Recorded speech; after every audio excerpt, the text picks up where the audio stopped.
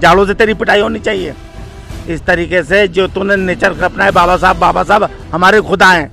हम राम को नहीं मानते, हम बाबा साहब को मानते हैं। राम को हम नहीं मानते, राम कौन है हमें नहीं पता, लेकिन हम बाबा साहब को मानते हैं। रामदेव से जब बॉम्बे में मुलाकात हुई थी, रामदेव से वहाँ भी जलाप हुई थी, वहाँ पे उल्टा बोलता था। तो मैंने जब डांटा ऐसे सारी चीज़ को लेके तो चुप हो गया। मैंने डांटा पर कहा, मैंने कहा तो वाल्मीकियों का क्यों इस्तेमाल करता नाम ले लेके। तो उसके बाद में आज बहुत साल बाद आज इस्तेमाल कर रहा वाल्मीकि शब्द का।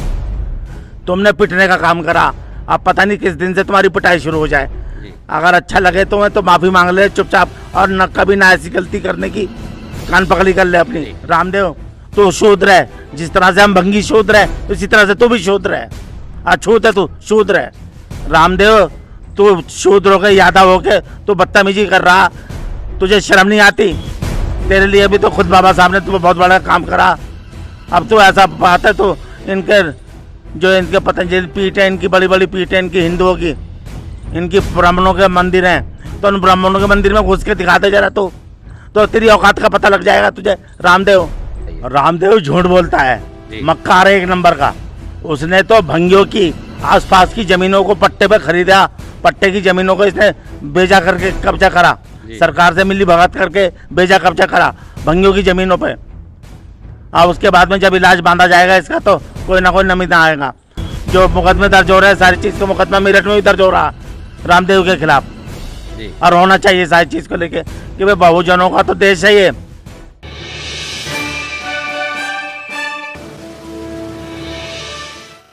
नमस्कार, बहुजन हलचल में आपका स्वागत है। मैं उमेश करुणा। आज हमारे साथ है प्रेमनाथ धिंगड़ा जी, जो एक मेरठ की बहुत बड़ी हस्ती है और वाल्मीकि नेता रहे हैं।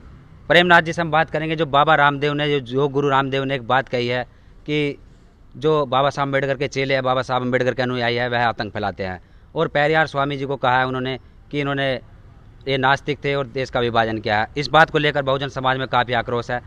बहुजन समाज की चारों तरफ से प्रतिक्रिया आ रही है। प्रेमनाथ धिंगड़ा जी से बात करेंगे कि धिंगड़ा जी, जो ये रामदेव ने जो बात कही है, इस तरीके की अभद्र टिप्पणी की है, इस चीज़ को लेकर आपकी क्या प्रतिक्रिया है?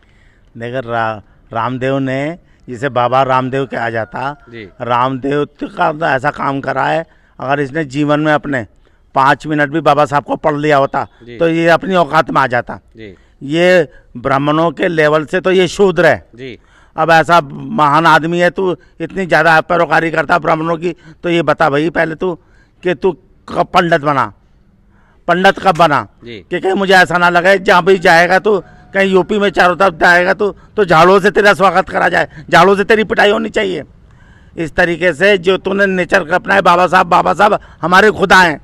हम राम को नहीं मानते, हम बाबा साहब को मानते हैं। राम को हम नहीं मानते, राम कौन है हमें नहीं पता, लेकिन हम बाबा साहब को मानते हैं। तो जो बाबा साहब को मानने वाले को तू हाथ कर रहा, तो अगर कोई उल्टा बोले तो तू क्या नेचर अपनाएगा अपनी? तूने 4 रुपये कमाए झूठ बोल के, बाबा बुद्धा का योग सिखा के पतंजलि के नाम से योग बता रहा। पतंजलि तो खुद एक ब्राह्मण था, बाबा बुद्धा का ये सारा योग था। योग चेतना सारी बाबा बुद्धा की, कराटे, जूडो, कुंग फू, ये सारी कला की देनदारी सारी दुनिया को बाबा बुद्धा ने दी थी। तुमने पिटने का काम करा, अब पता नहीं किस दिन से तुम्हारी पिटाई शुरू हो जाए। अगर अच्छा लगे तुम्हें तो माफ़ी मांग ले चुपचाप, और न कभी ना ऐसी गलती करने की कान पकड़ी कर ले अपनी। रामदेव, योग गुरु रामदेव ने एक बात और कही है। उसने कहा कि जो मेरे घर के अंदर साफ सफाई करते हैं, जो दलित है, उनका मैं बहुत सम्मान करता हूँ और मैं कोई जातिवाद नहीं दिखाता। एक तरफ तो वह ऐसी बात करता है कि मैं सम्मान करता हूँ, और दूसरी तरफ भी इस तरीके की बात करता है कि ये सब आतंकवाद फैलाते हैं। तो इस चीज़ के ऊपर बताइए। रामदेव झूठ बोलता है, मक्कार है एक नंबर का। उसने तो भंगियों की आसपास की जमीनों को पट्टे पे खरीदा, पट्टे की जमीनों को इसने बेचा करके कब्जा करा, सरकार से मिली भगत करके बेचा कब्जा करा भंगियों की जमीनों पे। अब उसके बाद में जब इलाज बांधा जाएगा इसका तो कोई ना कोई नमीना आएगा। जो मुकदमे दर्ज हो रहे हैं सारी चीज़ का मुकदमा मेरठ में भी दर्ज हो रहा रामदेव के खिलाफ, और होना चाहिए सारी चीज़ को लेके कि भाई बहुजनों का तो देश है ये। रामदेव तू शूद्र होके यादव होके तू बदतमीजी कर रहा, तुझे शर्म नहीं आती? तेरे लिए भी तो खुद बाबा साहब ने तुम्हें बहुत बड़ा काम करा। अब तो ऐसा बात है तो इनके जो इनके पतंजलि पीठ है, इनकी बड़ी बड़ी पीठ है इनकी हिंदुओं की, इनकी ब्राह्मणों के मंदिर हैं, तो उन ब्राह्मणों के मंदिर में घुस के दिखा दे जरा तो तेरी औकात का पता लग जाएगा तुझे। रामदेव, राम मंदिर का जो संस्था इस समय ट्रस्ट बनाई जा रही है, उस ट्रस्ट का जो अध्यक्ष होगा रामदेव बन सकता है कि जो इस तरीके की बात दिखाई, आपको क्या लगता है? नहीं, रामदेव कुछ नहीं बनेगा, रामदेव इस्तेमाल हो रहा, ब्राह्मणों के कहने से रामदेव इस्तेमाल हो रहा। अगर उसका ट्रस्ट का अध्यक्ष बनाना तो ट्रस्ट का अध्यक्ष भंगी को बनाओ ना जी, वाल्मीकि भंगी को बनाओ ट्रस्ट का अध्यक्ष, तो भंगियों को भी पता लगेगा कि वे वाल्मीकि के ने ही राम का परिचय कराया सारी दुनिया से। तो भंगी वाल्मीकि भंगियों को बनाओ ट्रस्ट का अध्यक्ष, और उसके जो भंगी वालियों का वहाँ पे राम का बना रहे तो वहाँ पे वाल्मीकि मंदिर भी बनाया जाए। तो वाल्मीकि मंदिर का पूजन पाठन सारा का सारा भंगियों को सौंपना चाहिए। बहुत बड़ी बात कही है प्रेमनाथ धिंगड़ा जी ने कि जो इस तरीके की बात करते हैं कि सबका साथ सबका विकास, यहाँ पर इनकी मानसिकता का पता चलेगा, दोहरी मानसिकता जो रखते हैं। जो वहाँ पर ट्रस्ट बनाया जा रहा है अयोध्या के अंदर, राम मंदिर बनाया जाएगा, जो उसका पुजारी होगा मंदिर का, क्या वो कोई वाल्मीकि बनाया जाएगा या ट्रस्ट का जो अध्यक्ष होगा वाल्मीकि बनाया जाएगा? बहुत बड़ा सवाल है, लेकिन ऐसा नहीं होगा। ये तो शुरू से होता रहा है यहाँ पर कि एक दोहरी मानसिकता रखी जाती है, अन्याय किया जाता है। जो योग गुरु रामदेव ने बात कही है और उसने ये कहा कि जो वाम सेप है, वाम सेप विभाजन का काम करती है, वाम सेप यहाँ पर राजनीति करती है और देश का विभाजन कर रही है, इस चीज़ को लेकर बताइए। रामदेव अभी तुम अनजान हो, अभी तुम्हें पता नहीं है भाई, राजनीति तो आरएसएस भी कर रही है। अगर वामसेप राजनीति कर रहा है, क्या बुरा कर रहा जी, क्या बुराई कर रहा? और वामसेप तो एजुकेशनल क्लास है, वो बाबा साहब के विचारों से लैस है जी, जो वामसेप है बाबा साहब के विचारों से लैस है।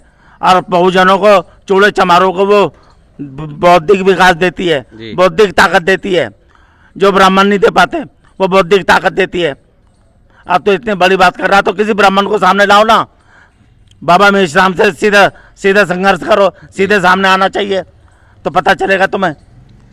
प्रेमनाथ धिंगड़ा जी ने बहुत बड़ी बात कही है। इन्होंने कहा कि जो आरएसएस है, जो संगठन चलते हैं, सबके अपने अपने संगठन होते हैं, उस संगठन में कोई किसी भी तरह की कटाक्ष नहीं करता कोई बहुजन, लेकिन जो वाम सेप है इनसे, इनको इतनी बड़ी बहुजन संगठनों से ही इनको परेशानी है। ये धर्मनिरपेक्ष देश है, यहाँ पर कोई भी संगठन बना सकता है और संविधान के दायरे में कार्य कर सकता है, जो कि होता रहा है। वाम सेप एक बहुत बड़ा संगठन है जो मान्यवर काशीराम जी चलाते थे और आज भी वह चल रहा है। और उसको लेकर जो योग गुरु रामदेव ने इतनी बड़ी बात कही है कि ये विभाजन का काम कर रहे हैं, इस तरीके का तो सवाल आरएसएस पे भी उठाए जा सकते हैं। आरएसएस भी इस तरीके की फूट डालो आंदोलन चलाते हैं, फूट डालो राजनीति करता है और एक मुस्लिम गैर मुस्लिम वाली राजनीति करता है आरएसएस को लेकर भी इस तरीके की बातें होनी चाहिए। वामसेप का रजिस्ट्रेशन ये सारी चीज़ को लेकर करा दीना भाना भंगी ने, जी, मान्यवर काशीराम ने, दीना भाना भंगी ने इसको स्थापित करा था। अब वो कई टुकड़ों में, कई क्षेत्र में विभाजित होकर काम कर रहा, लेकिन काम कर रहा बड़े पैमाने पर और बिना कोई फाइनेंस के, बिना कोई दिक्कत हो गए तो अभी ये काम कर रहा। और रामदेव, तूने तो पैसे बहुत सारे इकट्ठे कर लिए, तूने तो योग को बेच बेच के पैसे इकट्ठे कर लिए, तो अपनी लिखाई पढ़ाई से बताना सामने, लोगों के सामने आ। रामदेव पढ़ता नहीं है, अगर वो पढ़े तो उसे पता भी चले। प्रेमनाथ जी ने बताया कि वाम सेप का जो गठन हुआ था, वाम सेप में दीना बाना भंगी थे और काशीराम जी थे, उन्होंने इस वाम सेप को बनाया था वंचितों के लिए, पीड़ितों के लिए, बहुजन के लिए, जिससे क्रांति आ सके। जो यहाँ पर अन्याय होता है, भेदभाव होता है, जो यहाँ जातिवादी मानसिकता होती है, उसको ख़त्म करने के लिए इस संगठन का एक गठन किया गया था और ये बहुत ज़रूरी था। लेकिन आरएसएस की तरह ये संगठन नहीं है। अगर आरएसएस पर सवाल उठाया जाए तो आरएसएस भी बहुत सारे कमियां लिए हुए है। आरएसएस हिंदू मुस्लिम राजनीति करती है, लेकिन इस तरीके की जो इसने वाम सेप पर सवाल उठाया है, आरएसएस पे नहीं उठाता। आरएसएस पर भी इसको उठाना चाहिए, तब इसको माने। नहीं, आरएसएस पे अगर उठा सकता तो आरएसएस का तो ये पिट्ठू है जी, रामदेव, आरएसएस का पिट्ठू है। रामदेव को आरएसएस का पिट्ठू नहीं होना चाहिए, उसे देश में रहना तो ठीक से रहना चाहिए। और उसके बाद में आज नहीं तो कल, 6 दिन में, 10 दिन में, 2 दिन में, 6 दिन में तुम्हें समझ आएगी कि तू असली शूद्र है, तू शूद्र है। जिस तरह से हम भंगी शूद्र है, इसी तरह से तू भी शूद्र है, अछूत है, तू शूद्र है। जी, आपकी मुलाकात हुई थी बॉम्बे के अंदर रामदेव से, जहाँ वहाँ भी मेरी रामदेव से जब बॉम्बे में मुलाकात हुई थी, रामदेव से वहाँ भी जला हुई थी। जी, वहाँ पे उल्टा उल्टा बोलता था, तो मैंने जब डांटा ऐसे सारी चीज़ को लेके तो चुप हो गया। मैंने डांटा पकड़ा, मैंने कहा तो वाल्मीकियों का क्यों इस्तेमाल करता नाम ले लेके। तो उसके बाद में आज बहुत साल बाद आज इस्तेमाल कर रहा वाल्मीकि शब्द का, जो ये गलत है। इसकी नेचर अच्छी नहीं है, ये आदमी अच्छा नहीं है, ये भंगियों का नाम का इस्तेमाल करता, बस और कुछ नहीं। और अपने कर्मचारी रख रहा तो कर्मचारी रख रहा तो रख ले, कर्मचारी से क्या मतलब है। भाई बता, कितने भंगियों के घर में रोटी खाई तूने, कितने भंगियों के घर में रामदेव तूने रोटी खाई है, और कितने पंडितों के घर में भंगियों को ले गया रोटी खिलाने के लिए, ये बता तो हमें।